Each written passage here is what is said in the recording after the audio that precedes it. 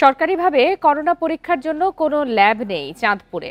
বেসরকারি অর্থায়নে যেই ল্যাব ছিল 5 আগস্টে সরঞ্জাম লুটপাট হওয়ায় বন্ধ হয়ে গেছে সেই কার্যক্রম। ফলে দেশে করোনার সংক্রমণ বাড়তে থাকায় আতঙ্কে চাঁদপুরের মানুষ।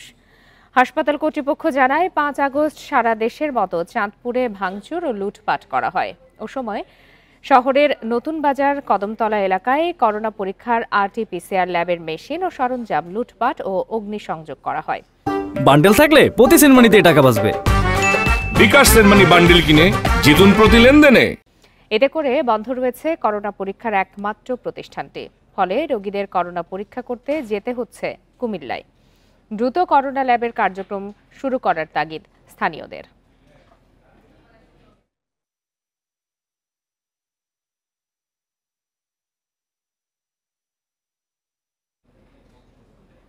এ বিষয়ে সবশেষ তথ্য জানাতে এই মুহূর্তে চাঁদপুর থেকে যোগ দিয়েছেন সহকর্মী মনিরুজ্জামান বাবলু। মনিরুজ্জামান বাবলু, চাঁদপুরে সরকারিভাবে করোনা পরীক্ষার জন্য যেই ল্যাব ছিল সেটি তো ক্ষতিগ্রস্ত হয়েছে, সরঞ্জাম লুটপাট হয়েছে।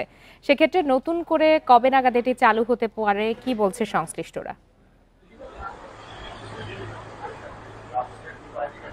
চাঁদপুরে করোনার এই সংক্রমণের বিষয়ে আমরা খবর নিয়ে যেটি জানতে পেরেছি যে নতুন করে যে ল্যাবটি চালু করার বিষয়ে এখানকার যে তত্ত্বাবধায়ক ডাক্তার মাহবুবুর রহমান রয়েছেন, তিনি ঊর্ধ্বতন কর্তৃপক্ষের কাছে আবেদন করেছেন এবং সার্বক্ষণিক স্বাস্থ্য অধিদপ্তরের সাথে যোগাযোগ রাখছেন।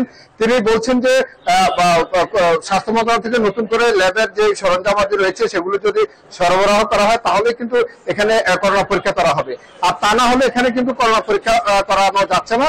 আর যারা আসছেন এখানে জ্বর নিয়ে বা কোনো উপসর্গ নিয়ে আসছেন তাদেরকে কুমিল্লা প্রেরণ করা হচ্ছে। আমরা জানি যে গত 15 দিন ধরে কিন্তু চাঁদপুর সদর হাসপাতালে দ্বিগুণ রোগীর জ্বর নিয়ে দ্বিগুণ রোগী আসছে। এদের মধ্যে কেউ কেউ ডেঙ্গু আক্রান্ত হচ্ছে, আর কারো কারো যে আগের যে উপসর্গ রয়েছে, আগের যে উপসর্গগুলো রয়েছে করোনার 2020 সালে, সেই উপসর্গগুলো নিয়েও কেউ কেউ আসছেন। তাদেরকে কুমিল্লা পাঠানো হচ্ছে পরীক্ষা করার জন্য।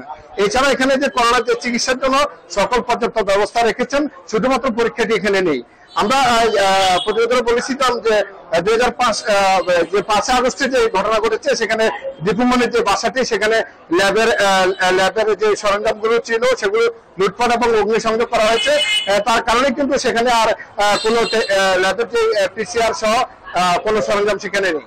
চাঁদপুরের বিগত বছরে করোনা প্রায় 17,000 করোনা পরীক্ষা ধরা খায়, এর মধ্যে 246 জন মারা যান। চাঁদপুর থেকে ছিল আমার কাছে সর্বশেষ।